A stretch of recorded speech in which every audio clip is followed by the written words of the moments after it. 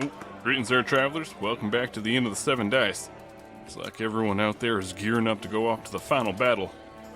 I really hope this all goes as planned. But we're doing our part here. We've got to get things ready. So if you don't mind, I just have to scoot on by you. Oh, greetings there, travelers. Welcome to the end of the 7 dice headquarters for Wing Over Gimbal, famous known bad. We're getting ready. We're setting up a new portal. Really hope this works. The plan is, so this world seems like it's pretty much screwed, even if they win. A lot of the world's gone, right? So we have to get people out of here. The walls of white are moving in on us. They're consuming already most of the ocean. Everything is just disappearing.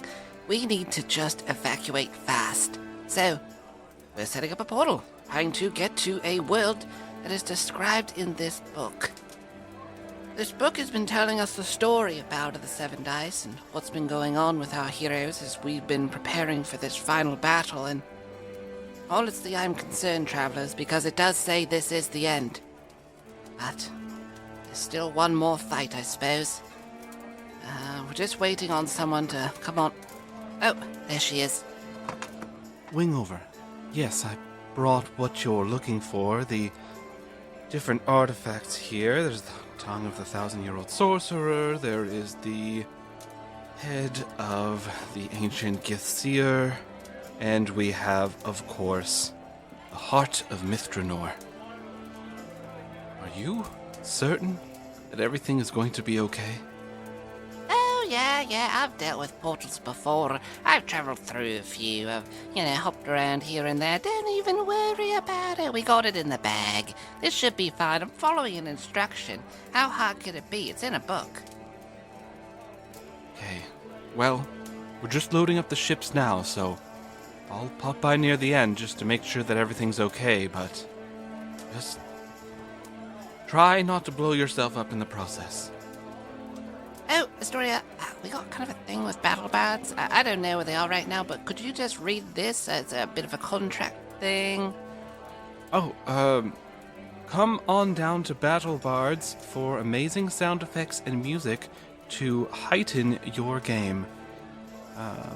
If you are looking for interesting spell effects or possibly even sounds to immerse yourself in town, then head on over to battlebards.com for these amazing sounds.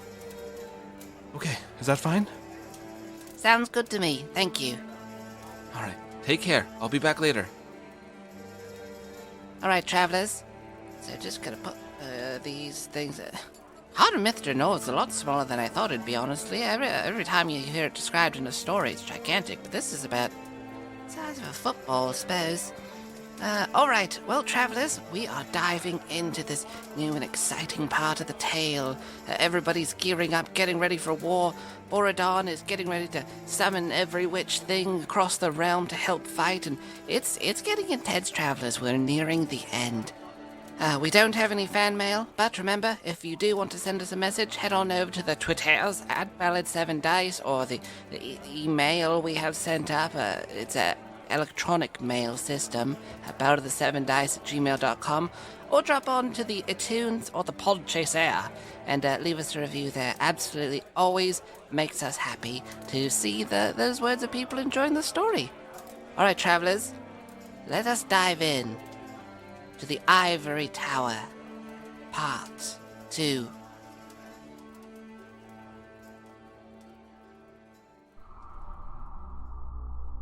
Hey, I'm Brent, and I'm playing Kelsar, the Tiefling Paladin and Chosen of Yetifa.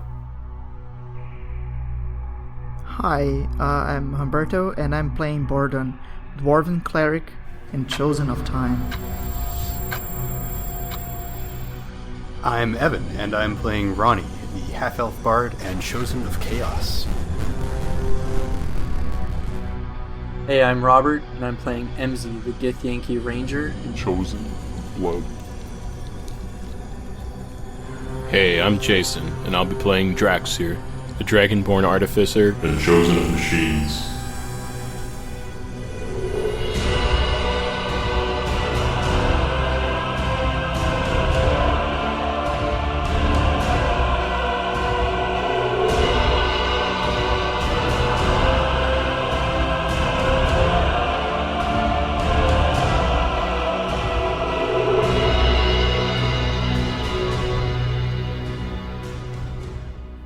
Previously on Ballad of the Seven Dice, our heroes had finally made it back to Sanctuary with the third instrument. After discussing with the story and other people in Sanctuary what they should do for the next upcoming battle, they had talked about the book that was found on Ronnie's person, the magical book filled with creatures. While they were talking, the book itself had forced itself open and revealed an angel. Kelsar read that it was Pelgrith the Unclean, the very archangel that fell, that Dorum and her party had slain. And for some reason it has been locked away in this book. And so you were all discussing about maybe wanting to summon it outside of town to try to speak with it, make a deal of some kind. And right now, it's the day before the ships are going to set off. They need a day to get resupplied, and of course they're not going to send off before you guys are ready. So you're all kind of just like at the headquarters. It's very busy here. There's a lot of people like moving crates out of here. People are grabbing equipment, grabbing books, and like going outside. Obviously they're taking stuff to the Hell-ruined ships that have arrived outside the city. What would all of you like to do? I guess first things first was to see if we can strike a deal with this entity. What does everyone else think? Yeah, that's kind of probably a good idea to try.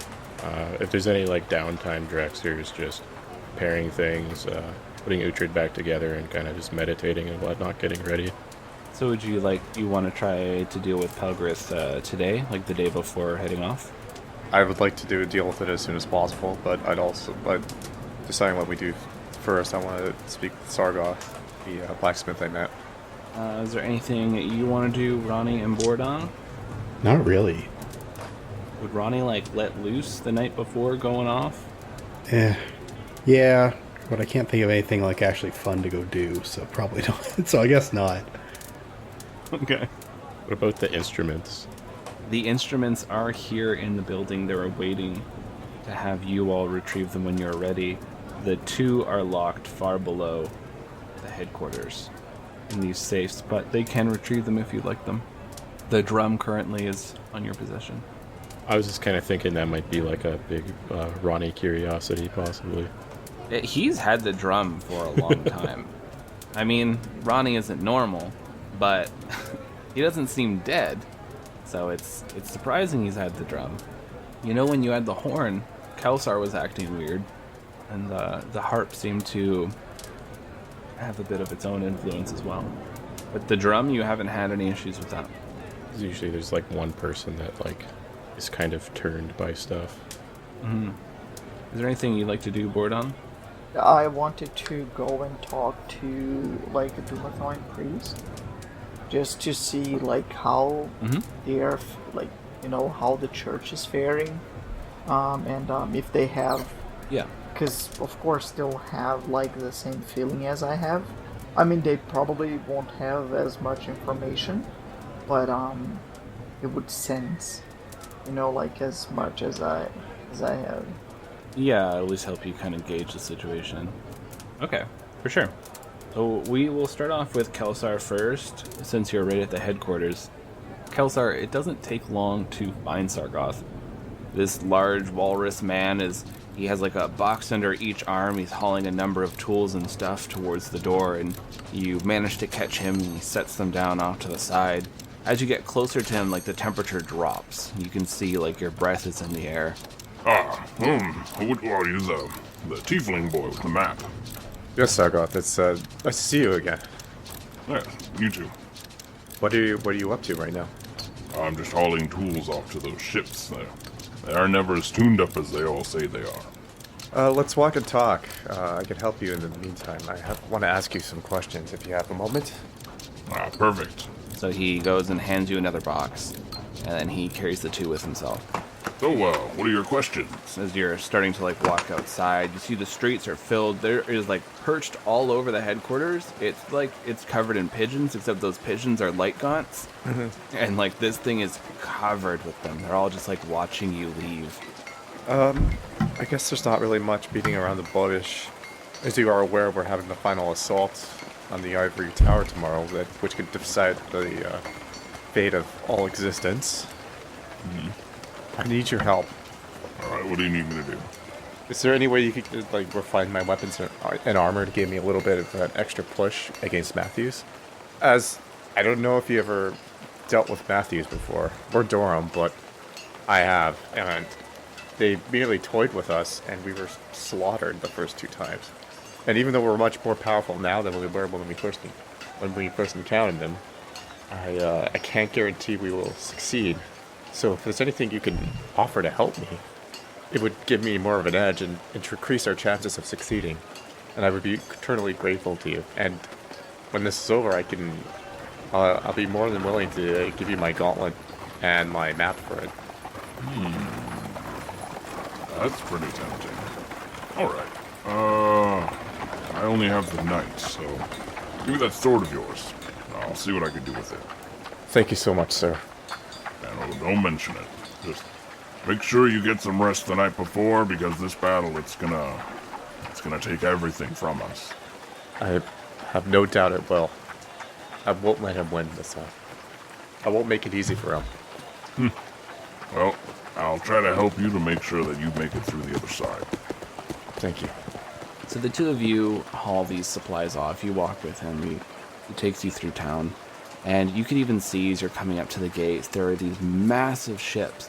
And they look like a regular ship that would be in the harbor, like a galley. They're floating way up in the air. You see that there are these long ladders that are down. There are like these floating rowboats that are coming down, and they're hauling stuff up to these ships. There's tons and tons of people that are set up outside the city. There are tons of tents. Like the whole, the next few miles, it's all just tents that have been quickly set up. Like armies have been brought in. And it's weird because when you came in with the wagon, you saw nothing. Like it was just regular outside. And then now it looks like everything's been set outside, and it looks like it's been here for a bit. So it's really throwing you off. But you help him carry all these supplies over to the ships, and you hand off your sword, and he waves you off. And going over to Borodon. So Borodon, you seek out some members of your order. It doesn't take too long after asking around a few of the citizens trying to figure out where the church would be. You found that there's a grand library that is in Sanctuary, and a lot of the clerics, the different kinds of gods of knowledge, they meet up here, and they often it's just more of like a group working together. You find out that coming into this library that it's pretty much all run by different churches. And stepping inside, there are these towering bookshelves. Like they go a good 20, 30 feet up into the air. You see these little mechanical creatures that crawl up the bookshelves and retrieve books and bring them back down to people who are requesting things. You see there are clerics wandering all over. A lot of them look very frazzled. Their hair's a little disarray. Maybe some look sleepless. They have bags under their eyes, dark circles. And you see just clerics of every faith. And you see over at one table, surrounded by mounds of books, there's an older dwarf, and she's just passing through, going over all these different books. And you see the medallion hanging around her neck that looks just like yours. Okay, so I approach her, and I say, "Hey, you clearly is like a disciple of Dumathoin. I would like to have a word with you, if you may." She looks up. Yes, of course. Take a seat. So, have you encountered the same problem everyone else is? Or are your powers fading? It is not, actually. Really? Yes. Well, that's good news. That means that Dumathoin's okay. No. So what's happening is, so Matthews sort of took hold of Dumathoin. Matthews? Yes. Who is Matthews? Oh, it's a very powerful cleric. The one that we are sort of grouping together to fight. Hmm. And so he's sort of he has control. I don't know exactly what happened, right? Because Dumathoin is a god, and it's very complicated. It's basically unheard of a human like imprison a god. I mean, it's not like unheard of, but like it's very, very rare to say the least. Yeah, and like this creature needs to be extremely strong. So that's what we're facing right now. We're going to fight him most likely tomorrow, and I'm thinking we'll try to free Dumathoin, or whatever the situation is. I've seen it, but it's not very clear what it is. I just know that Matthews is maybe draining Dumathoin, or has imprisoned Dumathoin, or he has got like some hold on Dumathoin. So that's the current situation, and it's sad that you guys are like getting weaker. I mean, it is expected, but it is sad to hear from you. Ever since the tentacles came from the sky, people have been losing abilities. Some lost all their powers that very day, and it's never returned. Others, like myself, it's just been slowly fading. We think the gods may be dying. We can't reach them, we can't hear them. If Dumathoin has been captured, it's possible that something was weakening him, this Matthews maybe, and I don't understand how he could be brought to this world though and imprisoned. Maybe an item or a special place, maybe? It was a powerful enough natural artifact? Like, have you been in this library for like a lot? Have you read a lot about I don't know, like this world? Yeah, like this world, and have you been researching about the situation? Yeah, I've been looking into it as much as I can. Everyone here is. We're all trying to figure out what's happening. We don't know. There's these chosen here. There's this Dorum that's been bringing all these monsters in for the past 30 years, and we just figured it was something some adventurers would take care of, and we didn't think this was going to happen.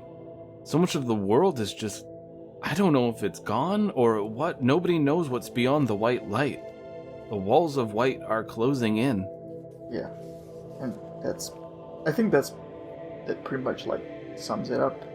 We are in a dire situation. So, do you have any idea of if it is an item or if it is a place, like you said? Have you ever heard of something that powerful in this world? To imprison a god, or an item that's powerful enough, or maybe collectively, I don't know, maybe people in this library that are researching about it. Maybe we can sort of search or learn about it or whatever, or even pointing me to the right direction would be of great help.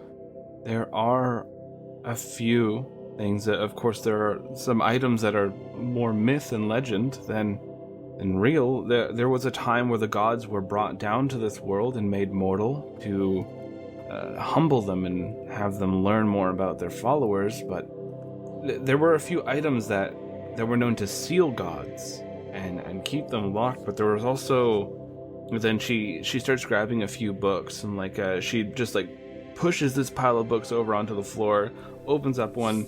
It's yes, it's the Necrotic Cradle. If they had access to this, think of it, as much as the name doesn't seem to imply, it is a pool of just pure creation. And things can go into it and be dissolved into it. Things can go into it and come out different, changed, even more powerful. If someone had access to that, it's possible they could perform some kind of ritual pulling on the power. These were left behind by the greater gods of creation. That's one of the theories that we've had around here, that maybe one of these are being used. Is it possible to destroy it? The way that you could destroy it is you could destroy the pool that's holding it, and the waters in it would just go into the world. It would just be absorbed by the earth. Probably a large forest would burst forward, but other than that... So it's not that bad? No, it shouldn't be dangerous if it's ever destroyed. if a person goes into these, it's said that you could become who you were truly meant to be. That's tempting. And right now, temptation is not something that... I mean, it's an interesting idea, but it's too tempting. Like, I think focusing on freeing Dumathoin that's what's paramount. Yes, it's possible wherever this person is, they could have direct access to it. Do you know where this Matthews is? Yes, he's in the Ivory Tower right now. The Ivory Tower of Palgrith the Unclean? Is it, Lucas? Yeah, it is. Yes, of course it is. I mean... Yes, yeah. Well, that is an incredibly powerful site. It's the home of an archangel.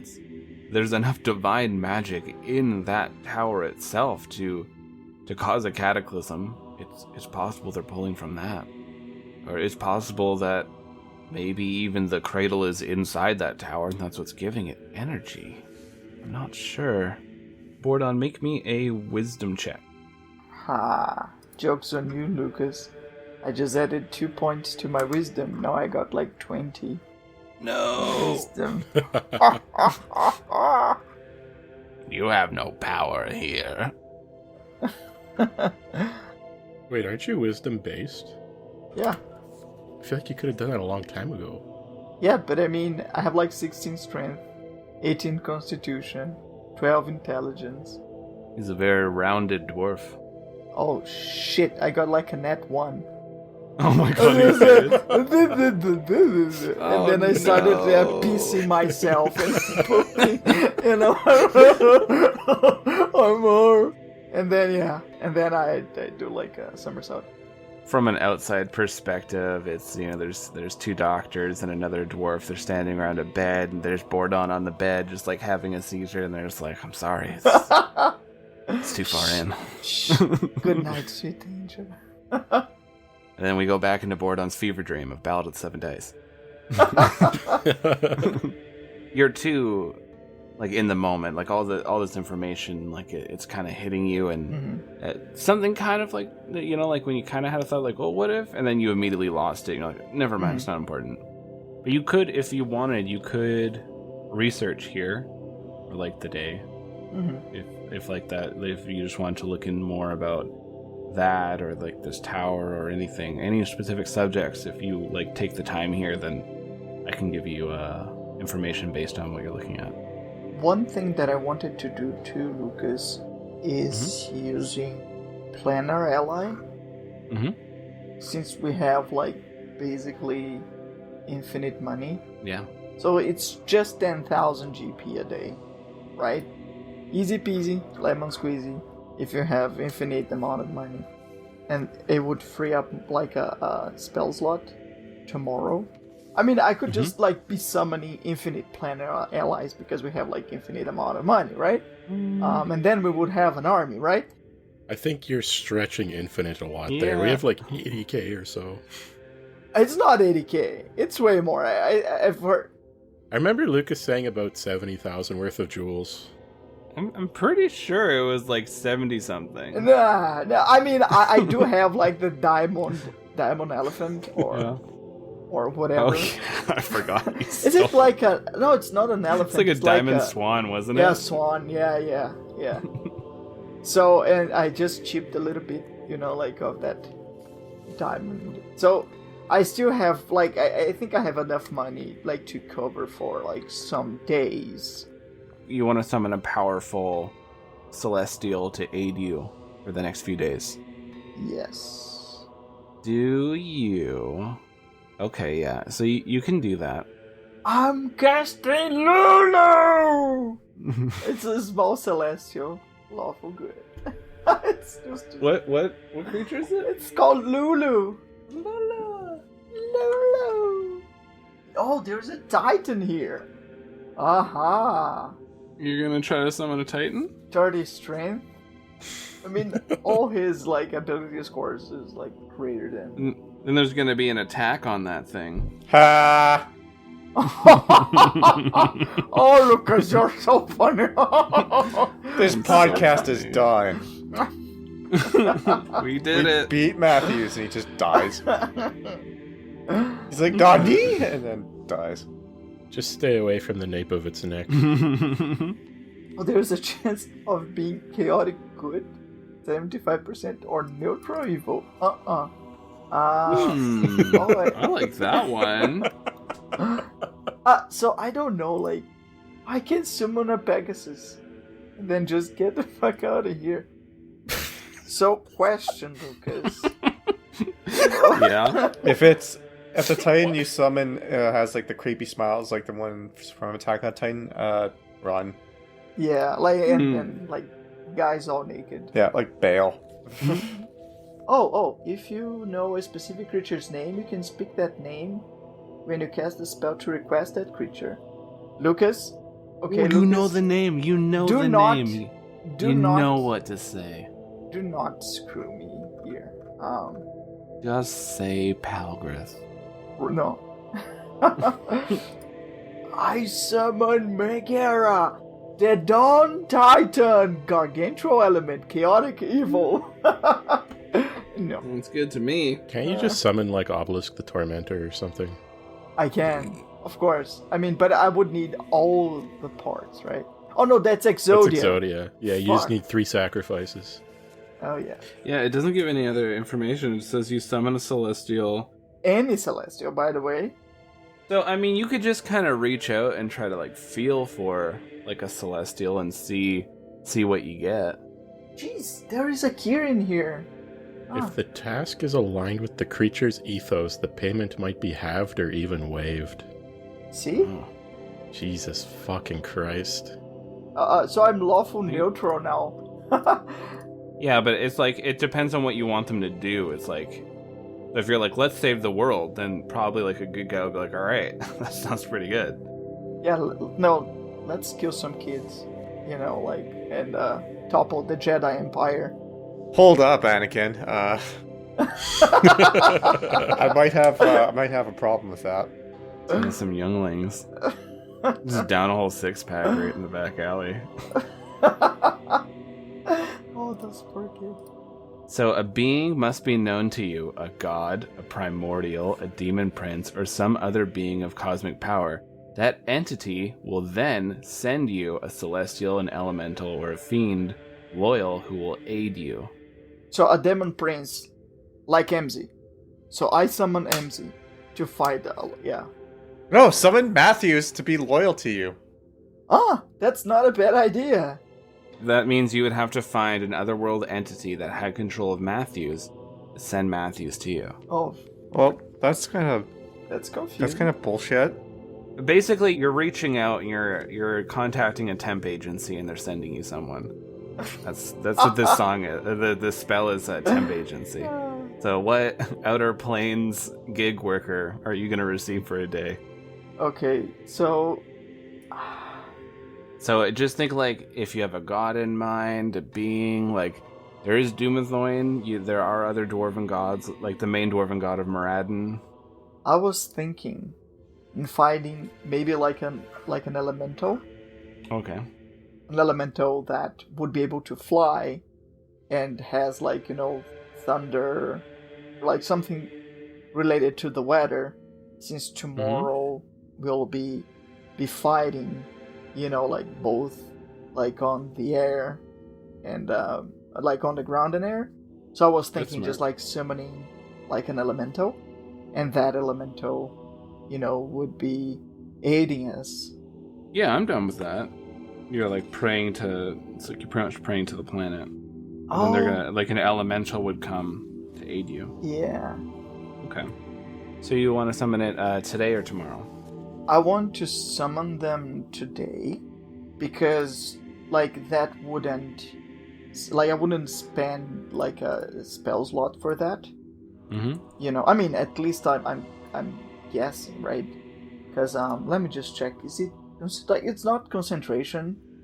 You know, it's just there. Yeah, it's just a binding spell. Yeah. I got something for you. If you want to do this spell, I have a monster for you. Yeah, sure. I imagine you do this probably like outside of the city if you're summoning a massive elemental. Oh yeah, for sure. Yeah. Yeah. So you leave this temple. Yeah, before that, I just thank her. I even forgot, Mhm. sorry, what's your name again? My name's Lucille. It has been a pleasure, Lucille. I'll just do something real quick. Outside of the town, it's not number 2. It's probably number 45. Oh God. So, Good luck. And I'll be right back. You're getting ready, and you're gonna head off out of the town.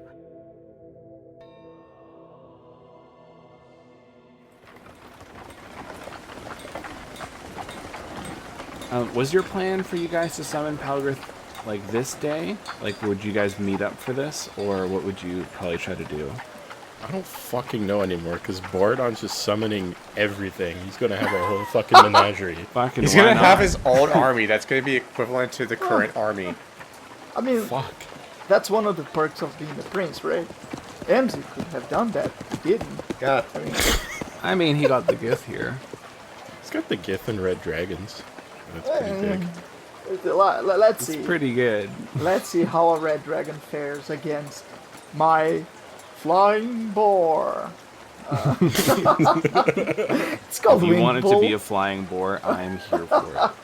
So, and I'll just use my rock phone, and I'll just tell, Communication stone, yeah. and just tell Death Shift that I'm going out of town. Just I won't be very far, but I'll be doing some summoning. I'll have fun and be back by 10 p.m. Yeah. Oh, okay, Pa.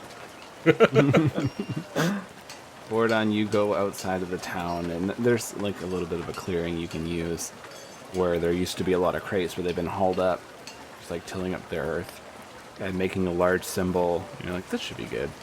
And you start up this spell, and you place the 10,000 gold in this circle, and people are looking over like, oh shit, that's a lot of money. I could retire with that money. Just looking over at you as you're chanting, and as maybe one of them starts kind of coming up towards you, this wind just buffets out, and your beard's flapping in the wind, your hair's going, you look like you're in the middle of a Studio Ghibli movie, as your clothes are going.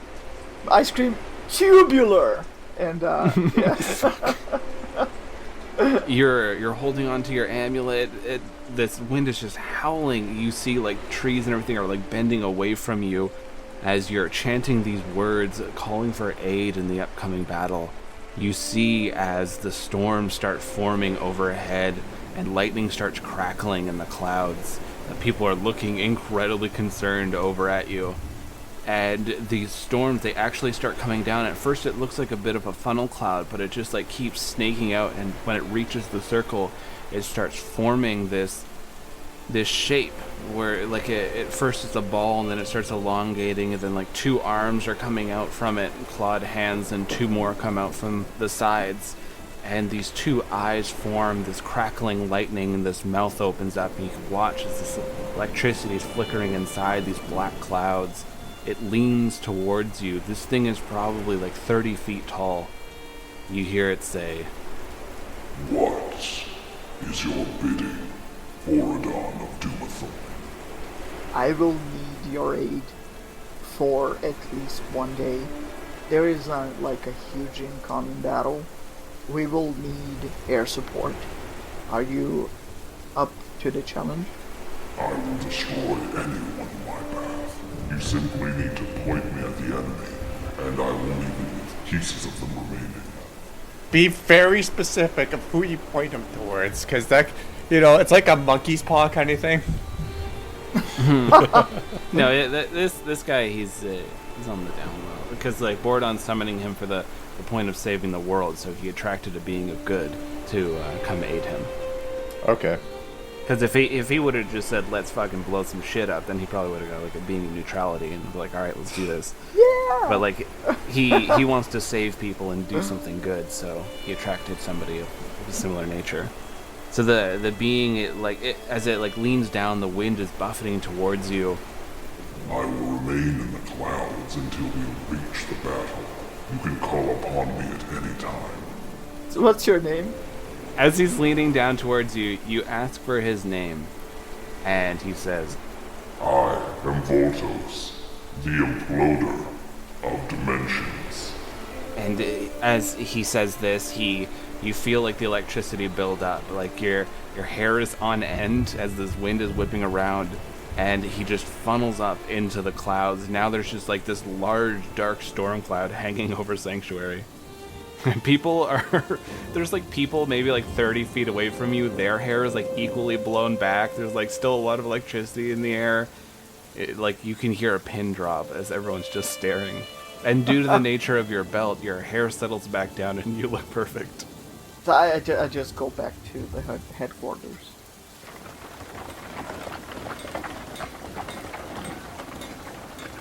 You make it back to the headquarters, and you see Kelsar's there. You see Ronnie is just kind of... he's made this tower of books, and he made almost like a fort, and he's just kind of sitting in it, just strumming. And you see Draxir is there, finally putting Uhtred back together, once again. Together again. Yeah, you see the gang's there. You see Envy's off to the side. He's just cleaning his weapons and his armor. I tell the group that I have summoned Voltos, the imploder of dimensions, a thunder elemental, to help us tomorrow. It was a bargain, okay, guys. It was just 10,000 GP, and don't say anything, Ronnie. And it's going to help us tomorrow. Like, it's going to give us like air support. Wait, did you just say Volvos? Yes, Volvos. It's like multiple cars. It's actually like so many. Yeah, it's just like a fleet. Let's bring back the Calsor soundboard. The fuck's a car? It's like Optimus Prime, but it's like many cars. You know, like one on top of the other. It's going to be. I got hit by one of those, so those things must be pretty awesome then. That sounds awesome. Oh, he first said like his name was Voltos, Slayer of Kelsars, so it sort of makes sense. Well, that doesn't sound very like a good idea since I'm on their side supposedly. Yeah, but they changed their title. Now it's just the imploder of dimension. Oh, okay, that checks out. Yeah. So what would you all like to do with the remainder of the day? You can just sleep. You can get ready for the next day. You can go talk to an angel. You could, like, anything you'd like to do, by all means. What would you like to? I want to see if I can talk to Astoria and see if we can get the people from Geltspar. I don't know how useful they'll be, but, I mean, or they do something, then, just plain die. Yeah, you see she's there at the map. Like, they're finalizing their battle plans. They're getting things ready. And you come over and you bring up that you want to bring the people of Geldspar. And she says, Geldspar, wasn't it the small town that got destroyed? Yeah, it's back now. They have an army? They have a shit ton of people there that I'm sure could, hold weapons. Do you know who their leader is? Maybe. Okay, long story short, Ronnie, might have started a cult there, and, he had a secretary that I think took charge of everything, so maybe we could get the secretary. Ronnie started a cult at Geldspar, and okay, you know what? I mean, we're on the end game. Whatever works. Honestly, I couldn't make this up even if I tried. Okay. Do you want to bring Ronnie over here, since Ronnie was their previous cult leader? Hey, Ronnie. Remember the all your followers from Geldspar? Do you think you can ask your secretary friend there if he can bring them here to fight? A la Portal's endgame style? I don't know. I don't even know what endgame is, but that seemed to be a thing in one dimension. Okay. I don't know how to contact people from over there, but sure. I mean, Astoria might know. Yeah, I can set up a communication, but I don't know. They all kind of run a town. I don't know if there's actually any warriors or anyone that would be, helpful there. They're all just kind of miners. I don't know how I feel about sending children to war. Well, I guess we can set up a line of communication, and I suppose we'll see what happens. It's better than nothing, okay? She holds out her hands, and you see this small, like, mirror form in the air. And you see on the other end, Ronnie, there's your secretary. Insert name here, Lucas, you keep forgetting it. Is it Tiffany or something? Yeah, that's right. We called her Tiffany. Changed her name. We didn't get breakfast there. No. You got dinner. Oh, for fuck's sakes. So Tiffany looks up, and she's like, what the? What's up? Ronnie? Where the hell did you go? I got dragged back into doing stuff. Can you do me a favor and see if there's any, like, strong people there who would be willing to go to war and then think up a reward? Because I don't have one. It'd be like stock options. And then... Ronnie, don't forget to mention fate of the universe and all existence and all that, okay? Oh, we'll pay them an exposure. Ask if there's anyone there. Oh, no!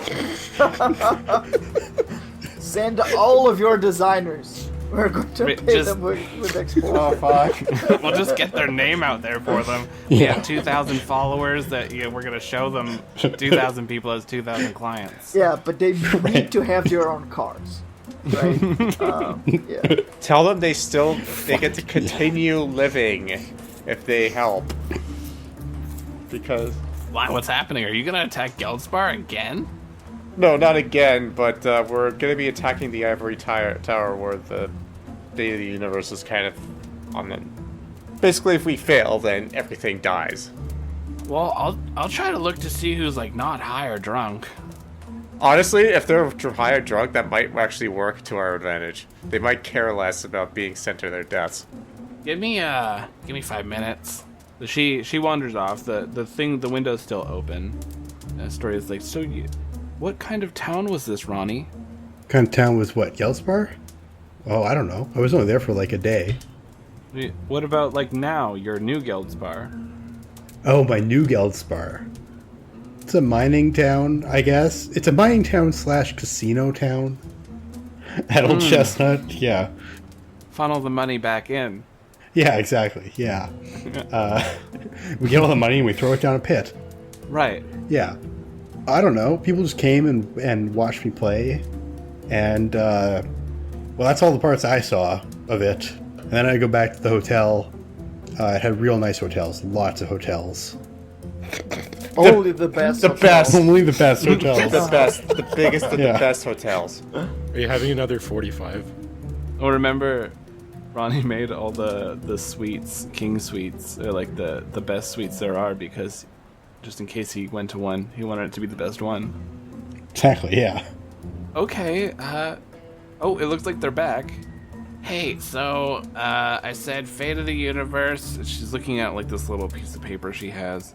You might die. Your meat shield. There's a huge war. A lot of people to kill. Exposure. Stock options. So, I got, I got a group of ogres. They said they were interested in just killing things. Wait, what? There is someone who calls themselves the Ranger. I don't think they've ever fought in their life. They're just trying to look cool. I think they were hitting on me. And then there is, I don't know if they're like a silver dragon or a person who can look like a silver dragon, but I think there's that. Honestly, that is better than I could have expected.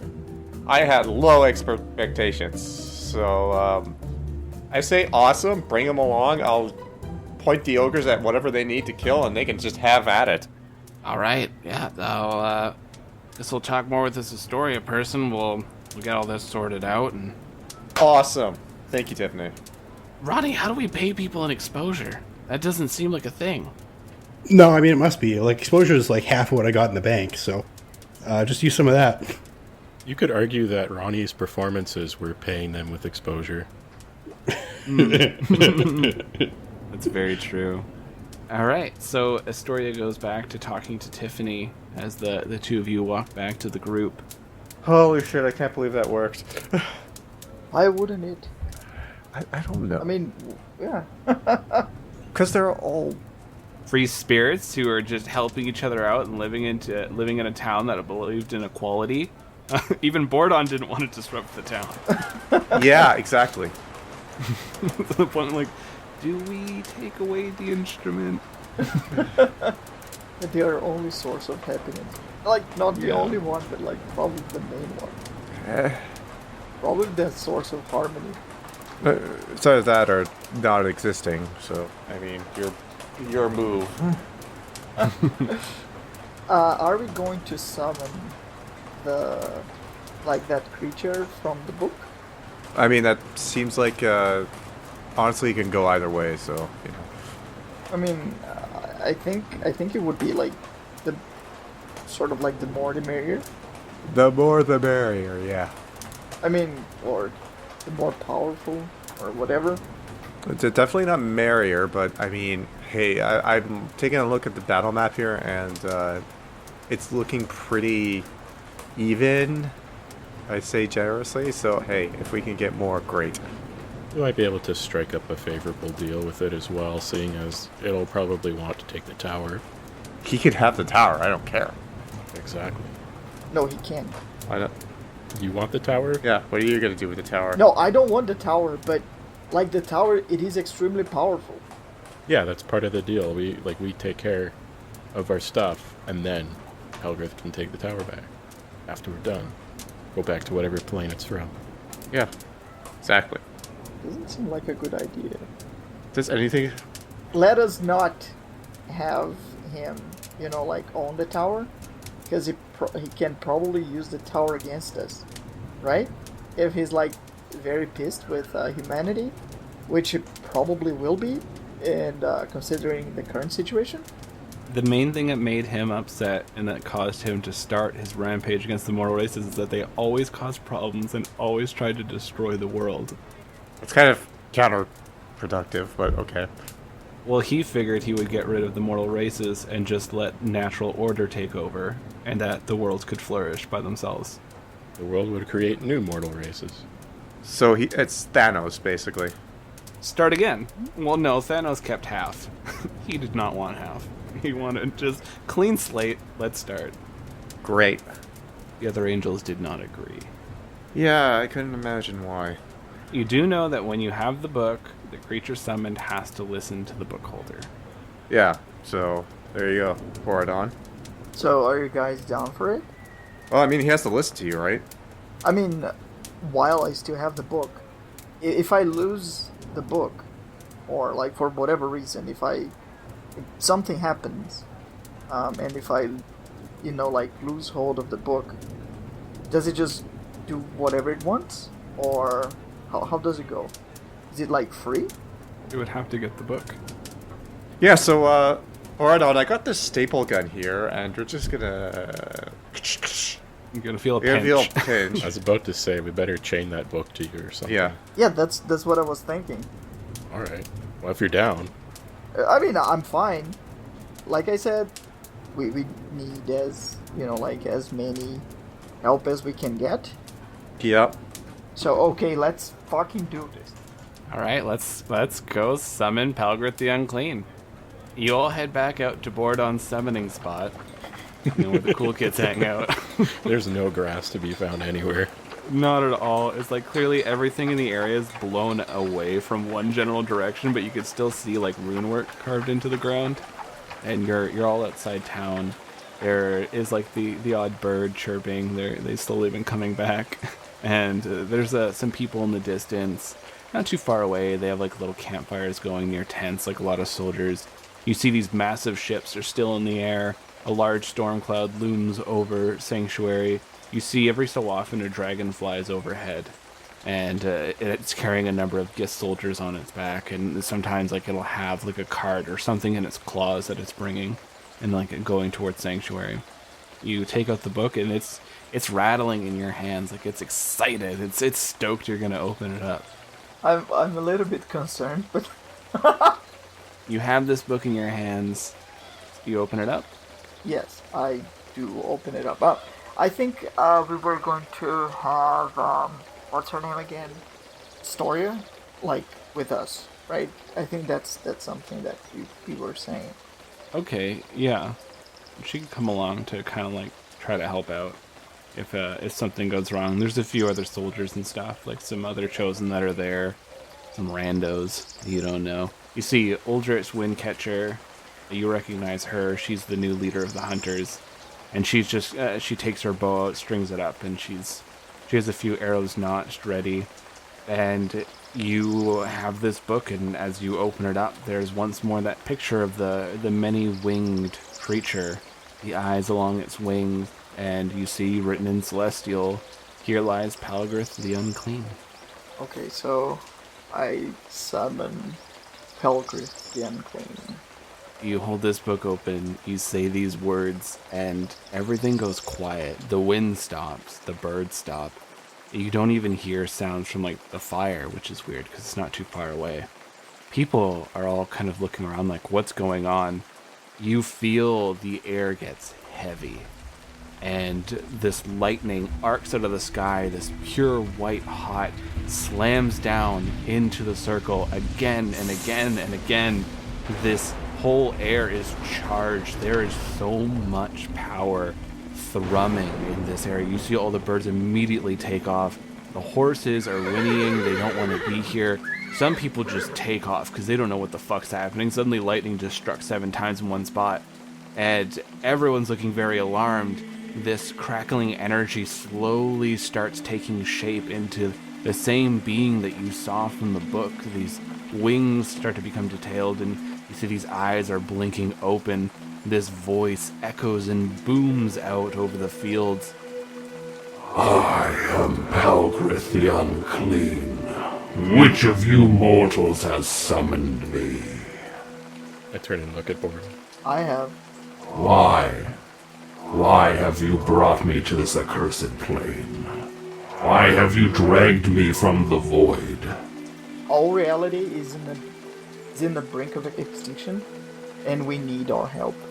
We know that even though you have some concerns regarding everything living, I'm quite sure that you would not like the whole reality to shatter. So I was thinking maybe we can, maybe you can help us with this incoming battle.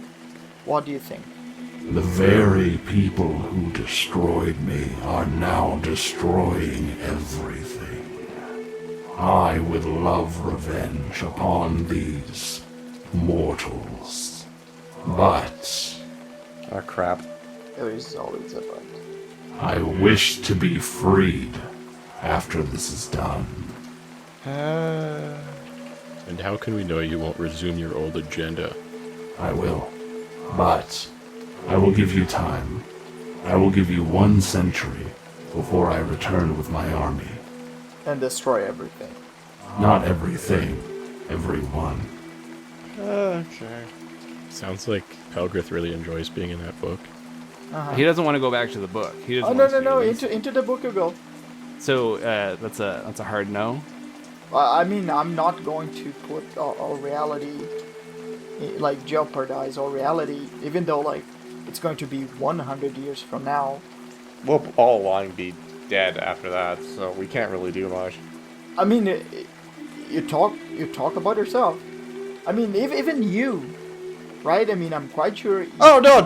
I'm definitely saying no to this guy. No, I'm just trying to mess with you a little bit, but no. Screw this guy. I can evaporate the armies in your way. You can save the mortal souls here. And then I will be free. And you will be free to save everyone. This kind of bargain is I call those the bullshit bargain. This deal is the worst deal that's ever existed, maybe ever.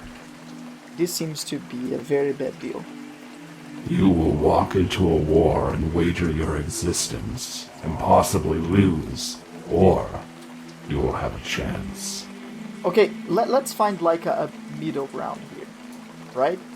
We need your help. Please remember that you are going to be destroyed too. Don't you care about your own existence? I mean, you don't want to go into the book, right? But do you want to die? I've already been slain. You dragged me from the void. No, here's a question of logic. The fact that we considered summoning you to prevent the complete destruction of the universe, doesn't that kind of imply that not all mortal beings just want to ruin everything? No, but I left 4, and they're already ready. Alright, there's no dealing with you. Yeah, into the book. 75 years. Okay. And you know what? You know what? If I rip this page, you're done. You're gone. Right? Then do it. Okay, just into the book you go. I mean, you have absolutely no saying here. Rip the page out.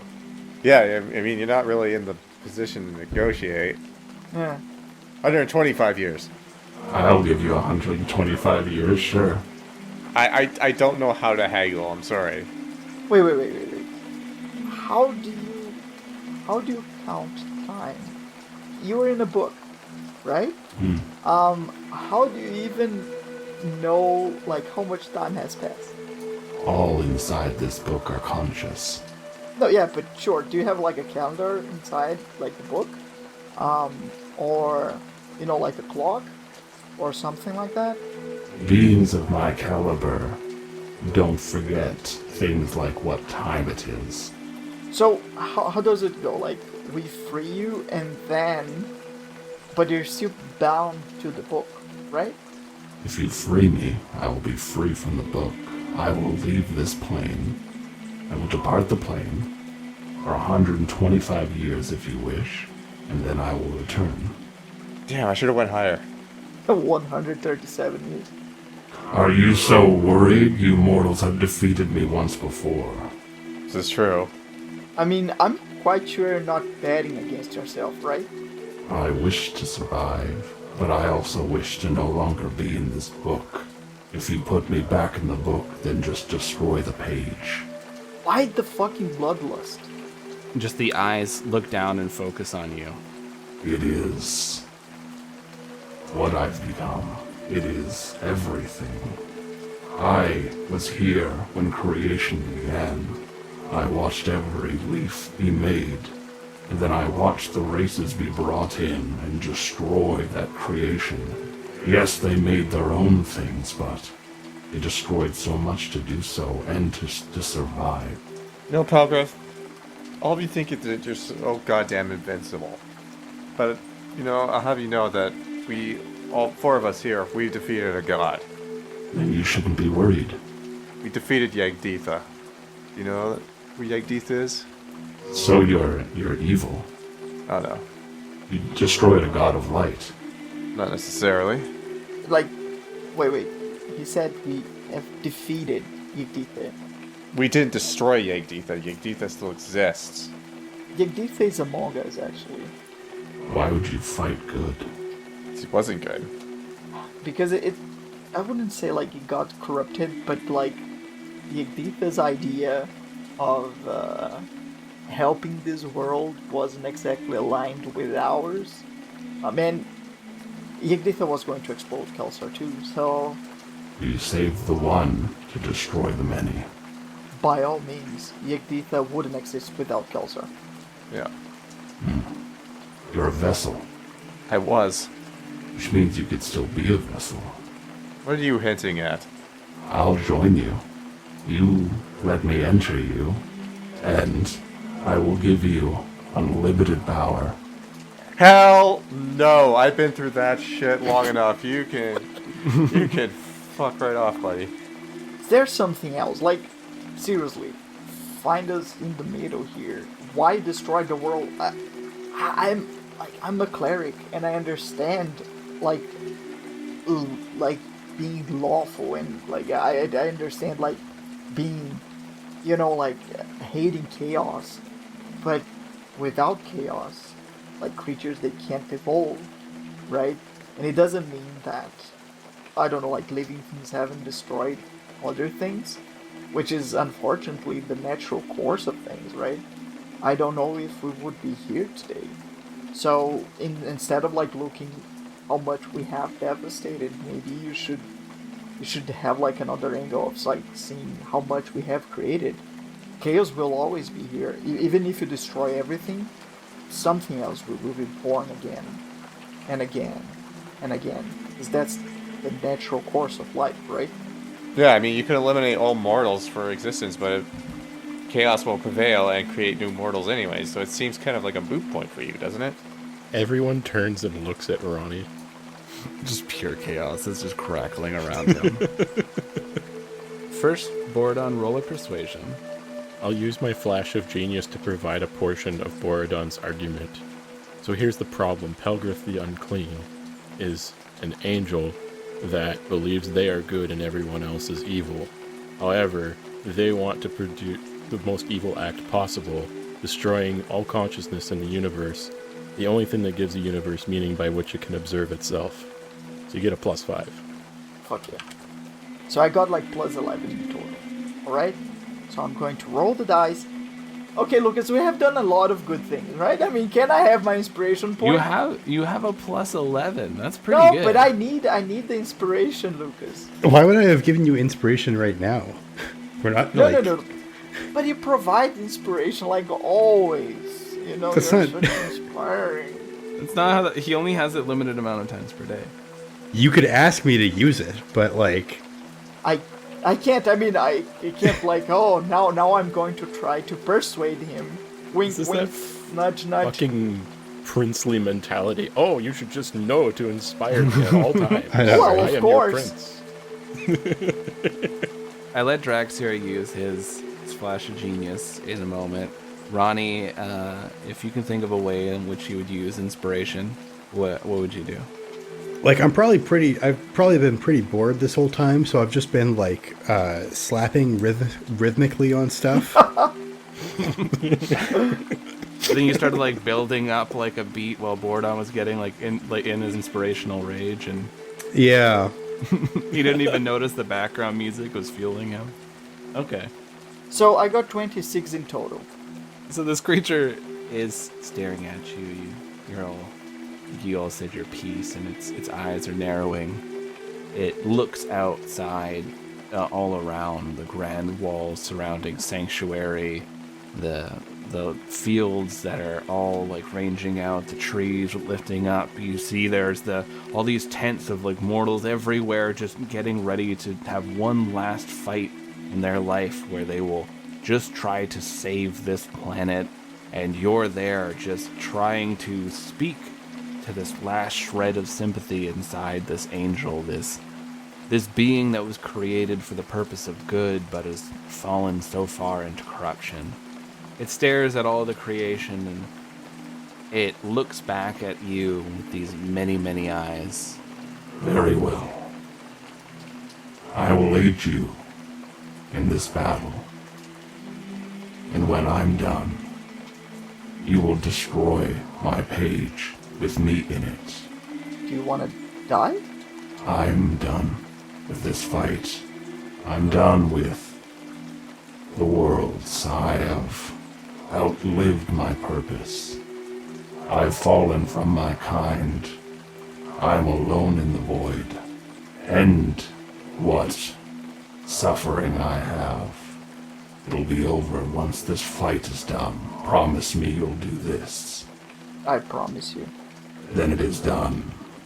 This energy like bursts out from around him, and this lightning just arcs back into the book, and some of it like zaps out, and it zaps the side of your face, Borodon. You feel this intense pain, this stinging, as you can't see, but the other guys see. There's like this Enochian sigil has been branded into your cheek. Mm-hmm.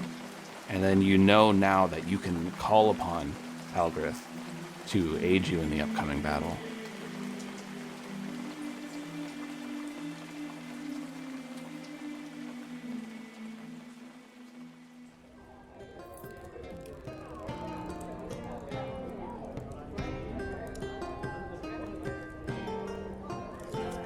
Alright, so just set the stone here. I mean, it looks right for the book. Wingover. Hi, I'm just checking in, making sure everything's going well. Oh, Astoria. Yes, thank you for coming on by. I think it's good. You're the expert with all things portals, so if it looks good to you, then I'll feel confident. Yeah, no, this looks like it's all good. Okay, perfect. Okay, so here's the game plan. The armies are heading out right away. We are looking to be at the Ivory Tower. I don't know how long it's going to take. Time has become a strange thing in flux. It could be 1 day, it could be 3, but you'll know. Once we start getting down there, a lot of reports are going to start coming in. You'll hear it through the spheres. We need this portal open right away, and we need people going through it. This world might not last, and people need a way to escape. Now, I've already contacted people from Baldur's Gate, Candlekeep, everywhere in the surrounding area. People are going to either be funneling here, or for some reason, a lot of people are going to Geldspar, so it's possible they'll just go there. But do expect a lot of traffic. You need to get this portal running as soon as possible. Okay, yeah, that's fine. Okay, no pressure. Whew. Okay, so you're going off to war. I'll be working on this portal. Michael's gonna help me out. Should be A-okay. Good luck out there, Astoria. And I really hope you save this world. You and me both.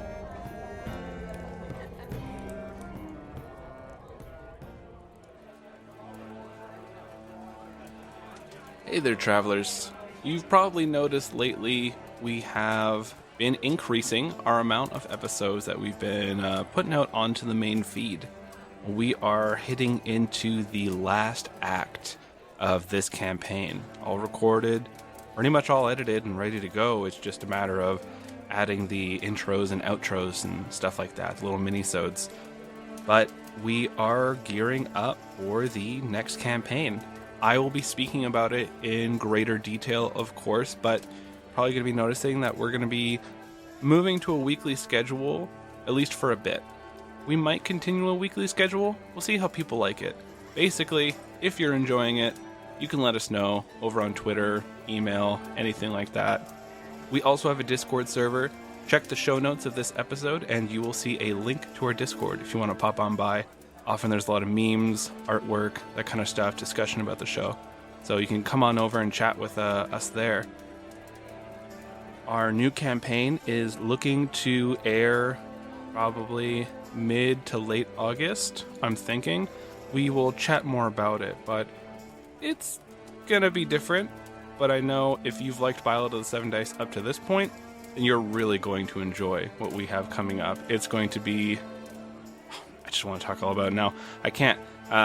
So if you want to hear more about it, head on over to our Patreon, sign up. It's like $1. I give monthly updates and I talk about it there. But otherwise, I will be spilling the beans on that soon with also perhaps another GM will be working with me. So be excited. But yeah, thank you very much, of course, always for listening to Ballad of the Seven Dice. Seeing those numbers come through and seeing people are enjoying this story really just, lights that fire. It makes us happy to see. We have been going at this for about 4 years now. And the fact that some of you have been with us from around the start, that's absolutely incredible. You really don't know what that means to us. Seeing all of you follow along this crazy story that I thought of while riding my bike to work. But I can't wait to bring you this story and to give it the conclusion that it absolutely deserves. It is a fantastic end that I'm sure all of you listening will enjoy just as much. There is going to be, a little spoiler, we have about 5 episodes left. Probably do a little bit of like a round table at the end. I'll see who wants to join me on that. It might just be me. It might be me and Jason. We'll see what people like to come on by for that. But yeah, we're going to be having a bit of a round table discussion there. And then we'll be leading into the next campaign. I don't know if there's going to be a big wait before the next campaign. We might take a week or 2 off just to kind of have a breather, but we'll probably hop into it pretty fast. All right, travelers, that's enough prattling from me. Thank you so much for coming by and enjoying Ballad of the Seven Dice, and I can't wait to bring you more tales to come. All right, travelers, I bid you all adieu.